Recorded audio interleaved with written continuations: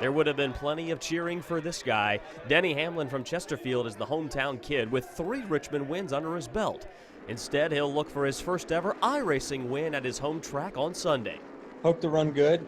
I'd like to finish in the top 3. I feel like that, given the experience that I've got, I think William Byron's going to be very tough to beat because he's got so much iRacing experience. But certainly, want to give him a run for his money, and I mean, it is a Toyota track, so I'd like to win for that as well. Yeah, and William Byron, one of those unique situations that he actually got his start in iRacing. Yeah, I mean, he's I think they said last weekend that he had run his 1,500th race, and that's a lot. That's a lot. I think I've run 170, so I'm quite a bit behind on the experience. It's kind of a reverse from what real life is. Denny won this year's first iRacing event at Homestead.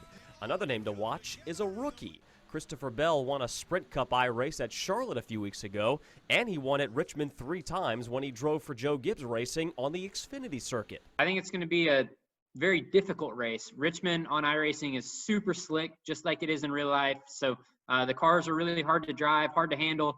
Tire management is a huge key. It may not be a real race, but the demands of virtual Richmond are very real. There's a little bit of a bump in turn 1. They're going to feel a little bit of a bump in turn 1.